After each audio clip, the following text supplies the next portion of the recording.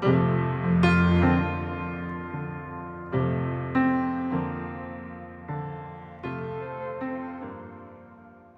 오늘 본문은 성경에 유일하게 기록된 우리 주님의 12살 소년이었을 때 모습을 보여주는 말씀인데요. 이 짧은 한 구절 속에 우리는 예수님께서 성장하실 때 네 가지 측면으로 정말 건강하게 잘 자라고 계셨다, 밸런스가 있었다라는 사실을 확인할 수 있습니다.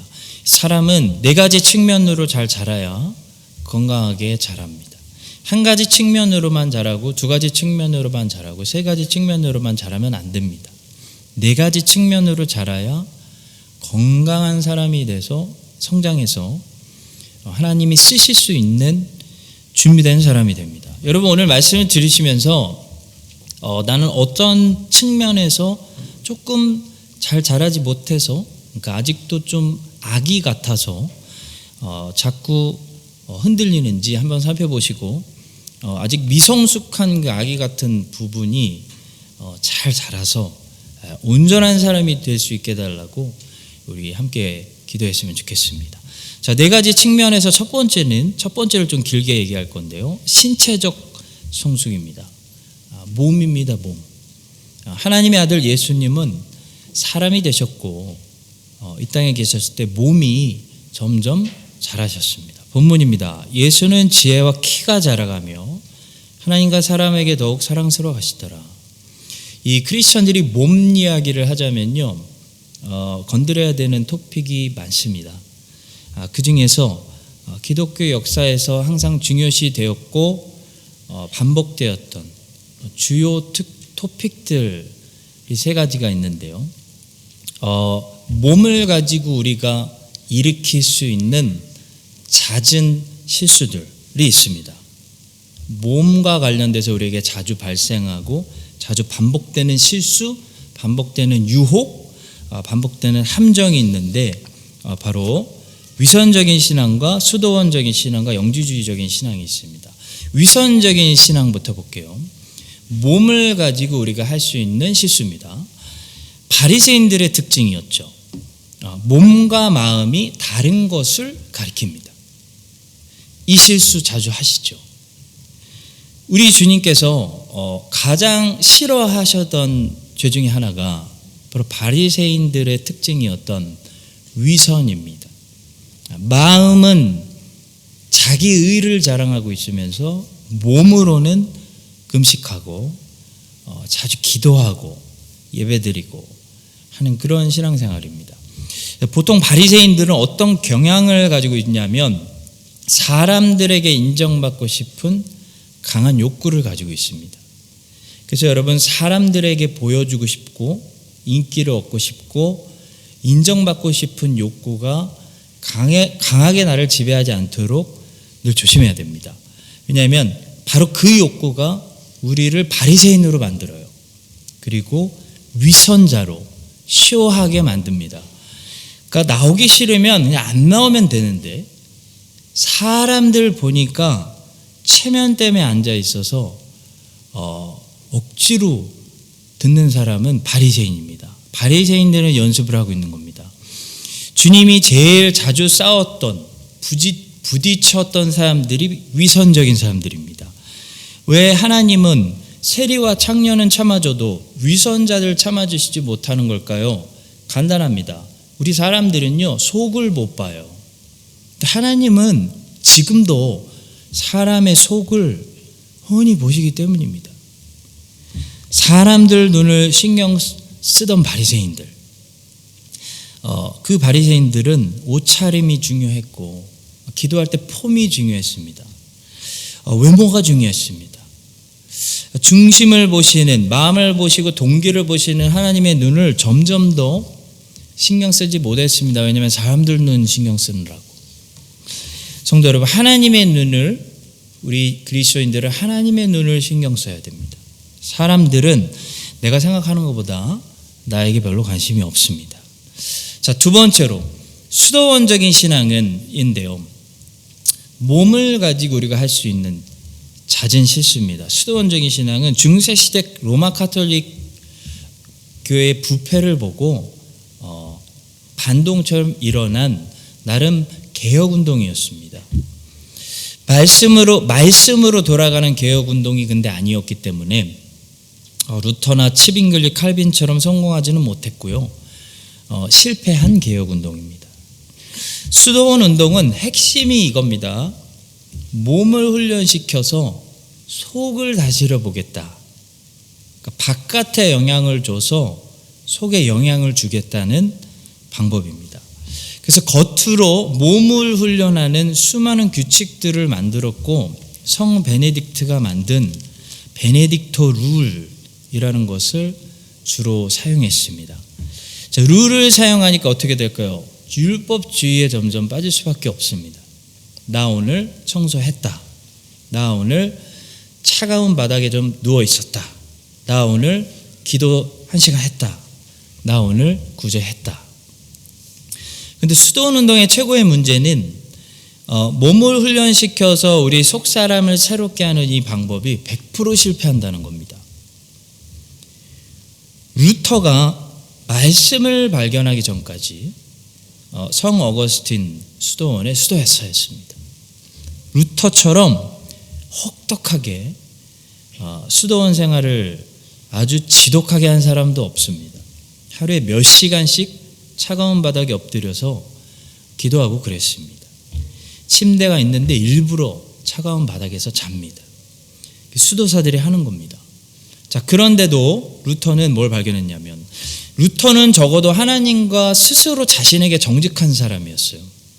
스스로에게 정직한 사람이었기 때문에 무슨 사실을 발견했냐면 아무리 내 몸을 학대하고 금식하고 이 육체를 훈련해도 속에서 일어나는 이 죄악된 생각을 이길 수 없다는 사실을 정직하게 발견했습니다. 성도 여러분, 수도원 운동의 방법은 성경에서 가르치는 죄를 다스리는 방법과 100% 반대되는 방법이기 때문에 절대로 성공할 수 없습니다. 하지 마세요. 100% 실패합니다. 아니, 죄의 불이 더 올라오는 걸 느끼실 겁니다.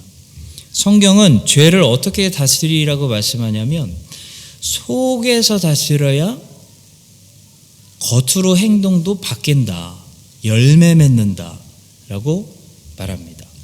예수님은 사람을 더럽히는 것들이 밖에 있어서 사람을 더럽히는 것이 아니고 이 부패성이 죄인들 속에 있어서 속에 있는 것들이 밖으로 나와서 더럽히는 것이라고 말씀하셨습니다. 입으로 들어가는 것이 사람을 더럽게 하는 것이 아니라 입에서 나오는 그것이 사람을 더럽게 하는 것이니라. 그러니까 안에 부패성이 있다는 거예요. 원죄론을 강하게 알아야 되는 거예요.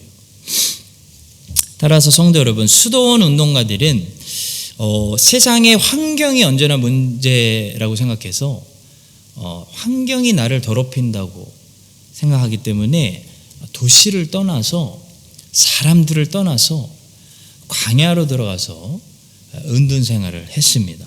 자, 그러나 도시를 떠나고 죄인들을 떠나고 사람들을 떠나고 다 떠나서 광야에서 은둔 생활을 한다고 죄가 없어질까요? 아닙니다. 사탄을 제일 명확하게 대면할 수 있는 장소가 광야입니다. 혼자 있는 시간입니다. 은둔 생활의 환경입니다. 예수님이 광야에 혼자 계실 때 사탄을 명확하게 만나셨습니다. 왜냐하면 죄는 우리 안에 있습니다. 우리 속에 있습니다. 그러니까 광야로 도망가도 죄는 어디 안 가요. 이 속의 것들이 밖으로 나와서 나를 더럽히고 내 사랑하는 가족들, 친구들, 교우들을 더럽히고 세상도 우리가 더럽히는 거지, 이 세상이 더럽고 환경이 유혹이 많아서 더러워서 내가 더러워지는 거 아닙니다. 예수님은 죄가 없으시지만 우리 모든 죄인들은 죄를 속에 가지고 있기 때문에 혼자 있는 시간, 광야에 수도원 짓는 거기서 제일 끔찍한 죄인된 내 모습을 발견하는 거예요. 다윗도 혼자 있다가 자기 안에 있는 죄인을 만났잖아요. 자, 죄는 이 속에 있기 때문에 속에 계실 수 있는 분만이 속에서 이 죄를 불을 꺼주시고 절제시켜 주시고 눌러주셔야 되는데, 그 일을 할 수 있는 사람, 속에 계실 수 있는 유일한 분이 누구시냐면 성령이십니다. 성령. 성자도 못하세요. 성령이에요. 성령.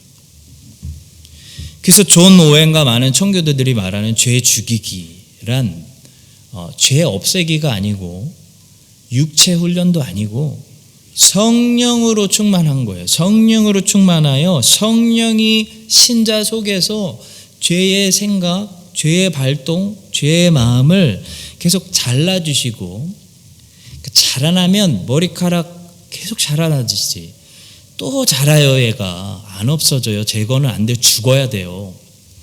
그러니까 죽을 때까지 계속 자라나면 머리카락을 자르듯이 또 잘라주시고, 저는 한 2주마다 머리를 잘라야 되거든요. 계속. 죄는 매일 잘라주셔야 돼요. 이 땅에서 죽을 때까지 죄가 없어지지는 않지만 뭐는 할 수 있냐면, 얘가 밖으로 나와서 안 잘라줘서 너무 자라서 왕노릇하지 못하도록 성령이 속에서 눌러주시는 거, 마치 사나운 개를 밧줄로 묶어놓듯이 그렇게 제압해 주시는 것을 죄 죽이기라고 청교도들은 불렀고, 그리스도인의 성화, sanctification, 거룩한 삶, 경건한 삶, 신자의 삶이라고 부릅니다. 성도 여러분, 하루에 몇 분 성경 읽는 거 당연히 좋습니다. 그러나 하루에 몇 분 성경 읽기라는 육체 훈련을 하지 마십시오. 경건한 은혜의 수단들을 수도원적인 몸의 훈련으로 바꾸지 마십시오. 몸이 읽는 게 중요한 게 아닙니다. 몸의 습관 들인다고 속에 있는 죄에 다스릴 수 있는 거 아닙니다. 환경 바꾼다고 속에 있는 내가 바뀌지 않습니다. 오직 성령이 속에서 나를 바꿔주실 때 내 속사람이 바뀌기 때문에 그게 회심입니다. 회개에 합당한 열매. 내 겉사람도 바뀌기 시작하고 내 인생도 바뀌고 내 인생이 달라지기 때문에 내 주변 환경도 달라지기 시작합니다. 시작은 항상 속사람에서 시작합니다. 거기 죄가 있기 때문입니다. 거기 부패한 내 사람이 있기 때문입니다. 말씀을 가지고 항상 사역하시는 우리 성령께서 우리가 말씀을 들을 때마다 이렇게 머리가 너무 막 엘비스처럼 제가 하고 나오면 안 되잖아요, 여러분.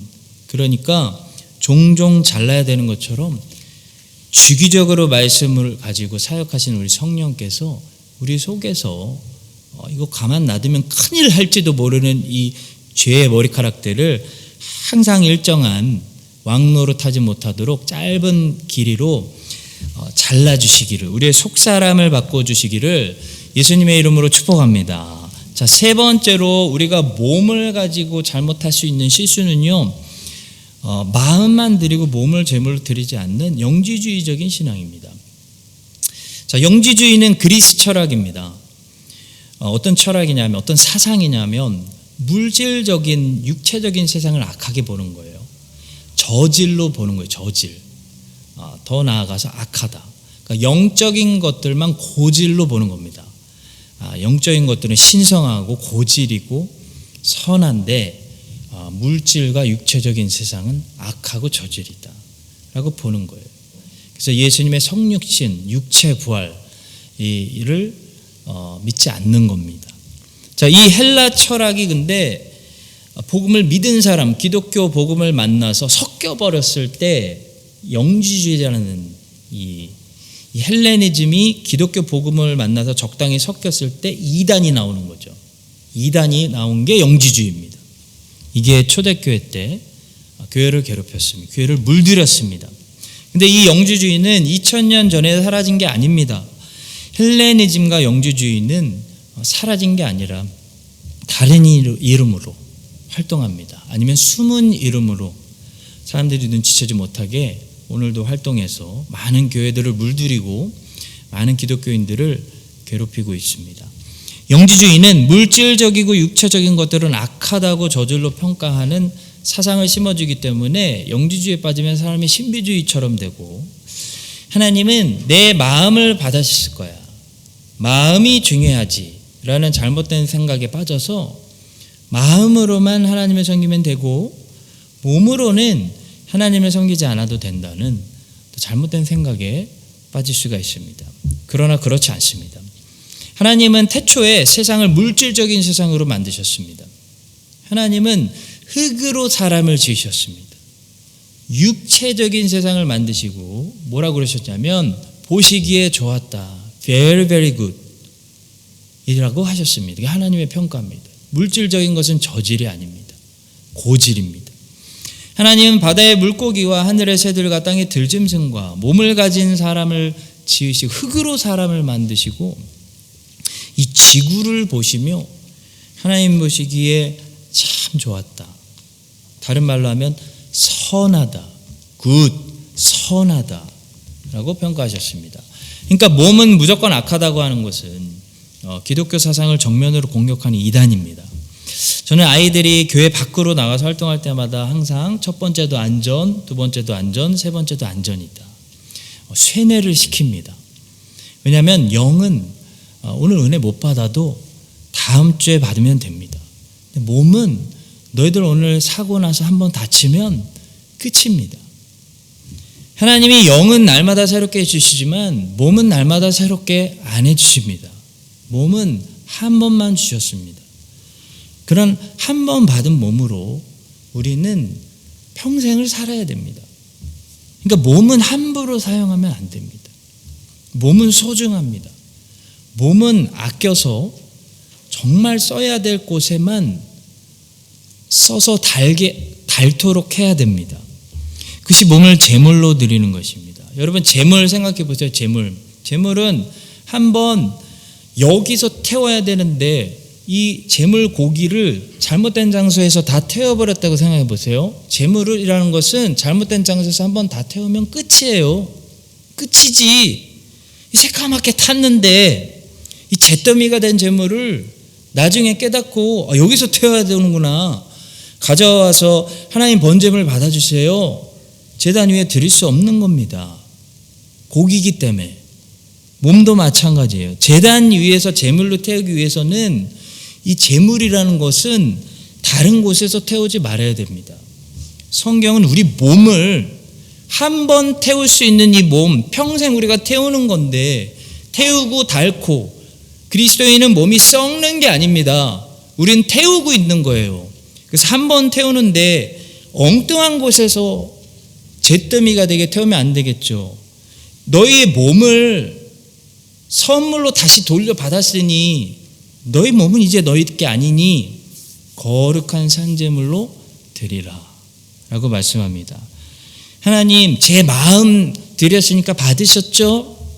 가 아니라요, 우리 몸이 하는 모든 것으로 하나님께 영광을 돌리고 하나님을 즐겁게 하고 하나님의 뜻이 이루어지게 하라고 말씀합니다. 여러분 크리스마스 이브인데 다 놀러 갔을 텐데 여러분 오늘 잘하신 거예요. 크리스마스 이브가 뭔 상관이에요. 수요 예배 드려야지. 잘하신 거예요. 여러분 몸 여기 있잖아요. 하나님을 기쁘시게 하고 있잖아요. 너의 몸은 너희가 하나님께로부터 받은 바 너희 가운데 계신 성령의 전인 줄 알지 못하느냐. 너희는 너희 자신의 것이 아니라 값으로 산 것이 되었으니 그런즉 너희 몸으로 하나님께 영광을 돌리라 말씀하고 있습니다. 몸은 놀고 있으면서 하나님 마음으로 저도 함께 예배하고 있습니다. 그거 예배 아니에요. 예수님은 몸이 잘 자라셨고요, 그 잘 자라신 몸으로 하나님께 제물을 드린 거예요. 하나님이 기뻐하실 일에 쓰셨고 하나님의 뜻을 성취하는 제물로 바쳤습니다. 여러분과 저의 몸도 이거 한 번이거든요. 위선적인 신앙, 이 몸 잘못 사용해서 위선적인 신앙에 빠지지 않고 수도원적인 신앙 조심하시고 또 엉뚱하게 영지주의적인 신앙 빠지지 않고요, 이 한번 주신 이 몸 잘 우리가 들여서 여러분과 저의 신자들의 몸은 이게 썩어서 없어지는 몸이 아닙니다. 여러분 썩고 늙고 있는 거 아닙니다. 여러분은 태워지고 있는 재물입니다. 하나님이 받으실 만한 태워서 사라지고 없어지는 향기로운 재물이 될 수 있기를, 이번 주에도 하나님이 기뻐하시는 제단이 있는 곳에 여러분의 몸을 제물로 올려드리시기를 예수님의 이름으로 축복합니다. 자, 4가지 측면에서 두 번째는 정신적 성숙입니다. 자, 오늘 본문을 다시 보시면 예수는 지혜와 키가 자라가며 하나님과 사람에게 더욱 사랑스러워 가시더라. 그 앞에 47절을 보시면 듣는 자가 다 그 지혜와 대답을 놀랍게 여기더라 했습니다. 자, 성경에서 말하는 지혜는요, 판단력과 분별력에 가깝습니다. 지식이나 많은 정보를 가지고 있는 거와 전혀 거리가 멉니다. 하나님께 속한 것과 세상으로부터 온 것을 분별해내는 능력이 잠언에서 말하는 지혜입니다. 솔로몬이 하나님께 지혜 받아서 뭐 했습니까, 여러분? 분별했습니다. 아기의 진짜 엄마와 가짜 엄마를 지혜로 분별해냈어요. 진리와 비슷하게 보이는 것들로부터 구별해내는 능력이 지혜입니다. 제 위에 아버지 세대 목사님들은 참 대단하셨고 헌신도 많이 하셨지만 그 세대 목사님들의 책을 읽어보면 한 가지 아쉬운 것은 이것저것이 많이 섞여 있다는 거예요. 종합을 많이 했어요. 그때는 그 세대는 많이 아는 지식이 힘이 없기 때문에 다독을 많이 하신 것 같고, 다독을 많이 해서 닥치는 대로 독서해서 이런저런 새로운 얘기들을 많이 들려주는 것이 먹혔습니다. 그래서 다독을 권장하는 목사님들이 많았는데요, 다독을 권장하시는 사람들의 책을 읽어보면 제가 좋아하시는 분들도 들어가 있습니다. 물론 지금도 좋아하고 존경하는데 지적할 부분은 지적합니다. 공통점을 발견할 수가 있는데 많이 섞여 있다는 거예요. 신학과 철학이 섞여 있어요. 그리고 신학도요, 입장이 분명하지가 않아요. 이 신학과 저 신학이 다 섞여 있어요. 한마디로 종합신학이 많아요. 종합신학. 우리나라에서 유명한 대형교회 목사님들의 설교는 굉장히 종합적입니다. 로마 카톨릭과 개신교의 명확한 경계선이 없습니다. 신학과 철학 사이에 분명한 선, 장로교와 감리교의 정확한 경계선 없습니다. 이제는 장로교와 은사주의의 경계선도 다 허물어진 것 같습니다. 스콜라주의 수도원 운동은 너무 깊이 들어와 있어서 뭐 이거 아무도 나쁜 거라고 생각 안 해요. 위험한 거라고 생각하는 사람은 없어요. 자, 왜 이거저거 다 섞어도 요즘 성도들은 이걸 전혀 구별해낼 능력이 없는 줄 아세요? 더 이상 교리를 교회에서 안 가르치기 때문입니다. 그겁니다. 다른 거 아니에요. 옛날에는 17세기에는 교리를 가르쳤어요. 어른들에게 가르치려고 만든 게 대교리 문답이고 애들에게 가르치려고 만든 게 소교리 문답이에요. 대한민국 기독교는 개신교 같지 않고 너무 로마 카톨릭에 여전히 닮아 있습니다. 교회 정치를 보면 알 수 있어요. 교회 정치부터 얘기해 보면 여전히 목사가 당회장이고 목사고 의장이에요. 다 해요. 눈에 안 보이는 절대 권력을 가지고 있을 수밖에 없어요. 교황청과 닮은 거예요. 성도들은 어떤가요? 복음에 가깝다기보다는 로마 카톨릭이 하는 보속 행위에 더 가까운 신앙생활을 해요. 죄책감을 억누르기 위해서 보속 행위를 한다고요. 열심히 한다고요. 하나님께 잘 보이기 위해서, 복 받기 위해서 선행과 봉사를 열심히 한다고요. 보속 행위예요. 로마 카톨릭 헌금 생활 생각해 봅시다. 로마 카톨릭이 베드로 성당 레노베이션 하려고 면제부 판 거거든요.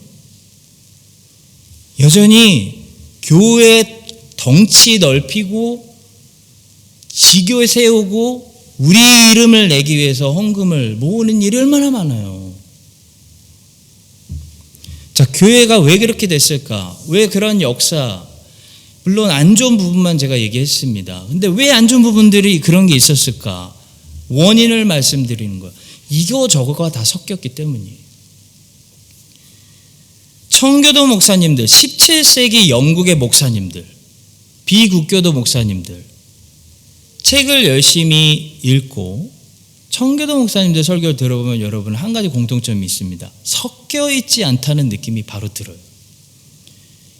이 사상과 저 사상이 섞여 있지 않습니다. 그래서 메시지가 명확합니다. 입장이 분명합니다. 그래서 표한 느낌이 듭니다. 순수한 복음이구나.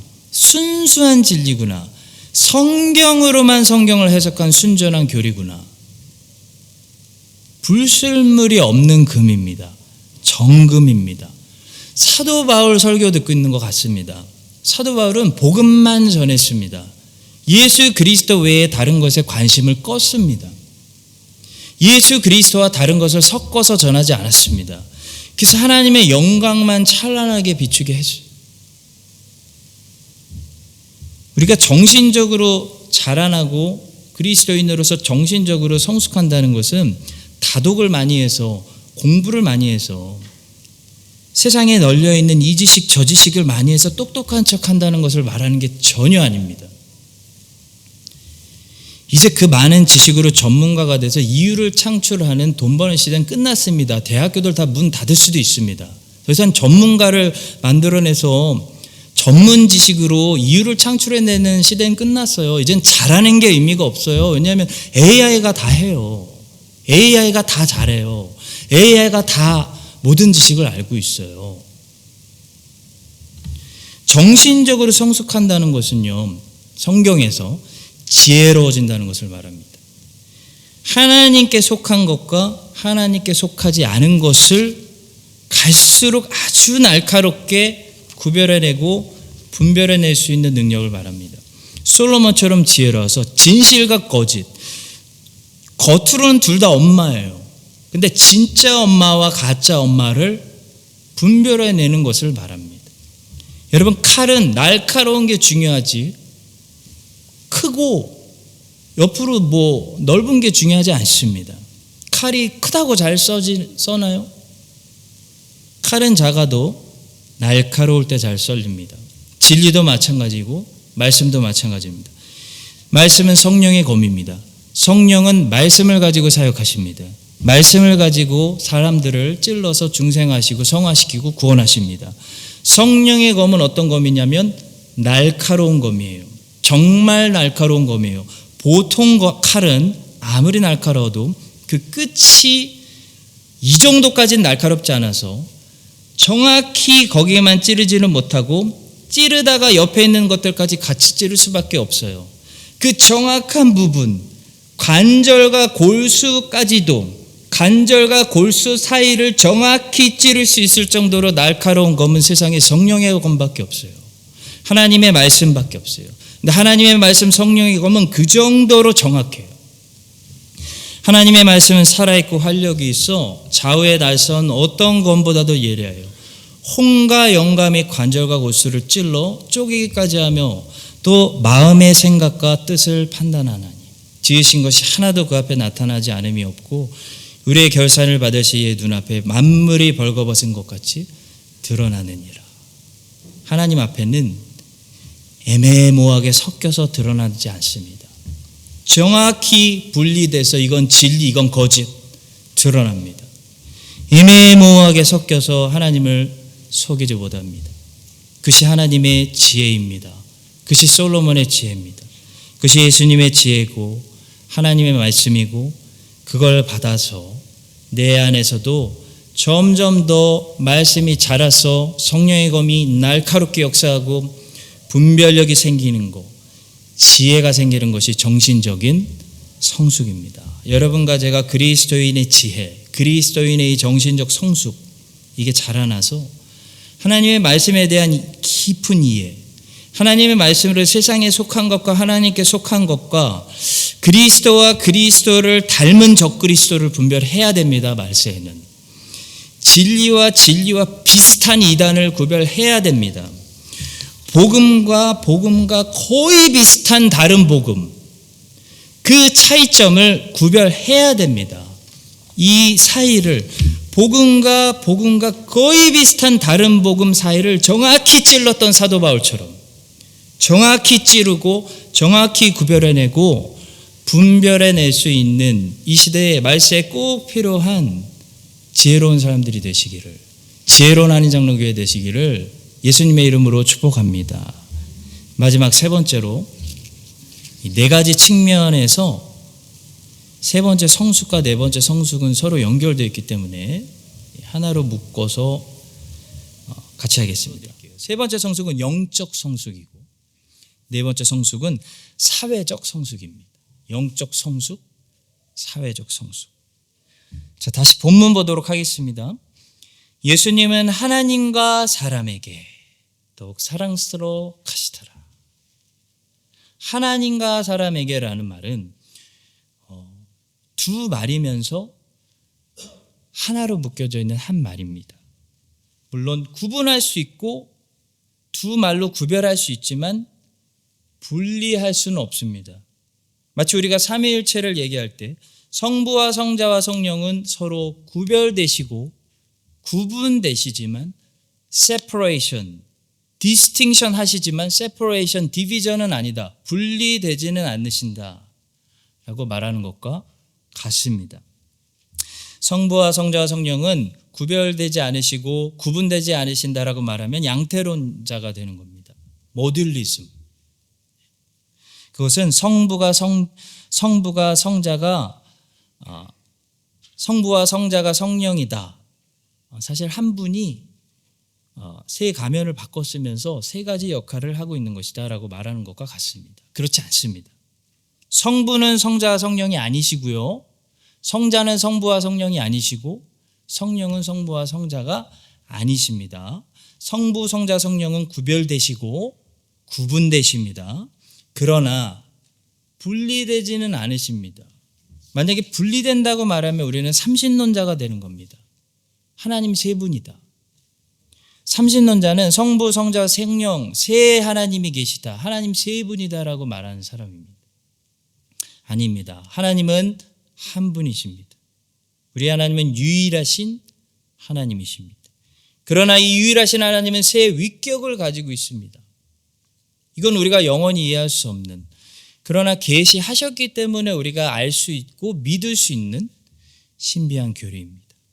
자, 마찬가지로 하나님 사랑과 형제 사랑, 영적 성숙과 사회적 성숙, 사회관계적 성숙은요, 한 계명이면서 두 계명입니다. 분명히 두 계명이에요. 하나님을 사랑하는 것과 형제를 사랑하는 것을 우리는 두 계명으로 분명히 구분할 수 있고 이건 이게 아니고 이건 이거와 다르다라고 구별할 수 있습니다. 자, 그런데 보세요.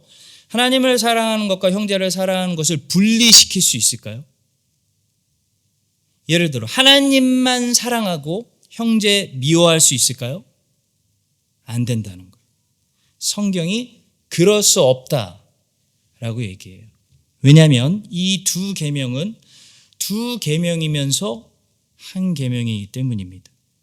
구별하고 구분할 수 있지만 분리할 수 없기 때문입니다. 예수께서 이르시되 내 마음을 다하고 목숨을 다하고 뜻을 다하여 주 너희 하나님의 사랑을 하셨으니 이것이 크고 첫째 되는 계명이요 둘째도 그와 같으니 내 이웃을 내 자신과 같이 사랑하라 하셨으니 이 두 계명이 온 율법과 선지자의 강령이니라. 분명히 구별되는 두 계명인데 분리할 수 없는 한 계명입니다. 옛날부터 이 두 계명을 서로 완전히 상관이 없는 두 계명인 것처럼 분리시키려는 위선적인 사람들을 사용해서 성경은 항상 경고를 하고 있었습니다. 누구든지 하나님을 사랑하노라 하고 그 형제를 미워하면 이는 거짓말하는 자니 보는 바 그 형제를 사랑하지 아니하는 자는 보지 못하는 바 하나님을 사랑할 수 없느니라. impossible. 우리가 이 계명을 주께 받았나니 하나님을 사랑하는 자는 또한 그 형제를 사랑할지니라.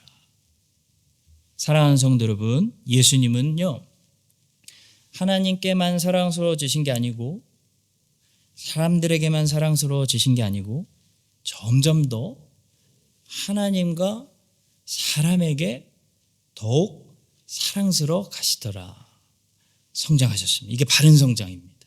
여러분과 저도 우리의 영적 성숙이 성장할수록 우리의 사회적 성숙도, 우리의 관계 능력도 마땅히 당연히 함께 성장하는, 이게 안 되고 있으면 이게 거짓말인 겁니다. 마땅히 함께 성장하는. 그래서 내년 표어는 화평케 하는 자는 복이 있나니 저희가 하나님의 아들이라 일컬음을 받을 것이다. 수평. 우리가 진짜 하나님을 사랑한다면 그걸 보이자, 증명하자. 이거 미워하고 이거 서로 무시하고 이거 서로 무례하게 대하고 하면서 무슨 예배냐, 그게 무슨 하나님의 사랑이냐를 집중하는 한 해가 되려고 합니다. 여러분과 저의 영적 성숙이 성장할수록 우리의 사회적 성숙도 마땅히 함께 성장하는 그런 건강한 성장, 예수님처럼 건강한 성장을 이루는 내년 새해가 되시기를 예수님의 이름으로 축복합니다.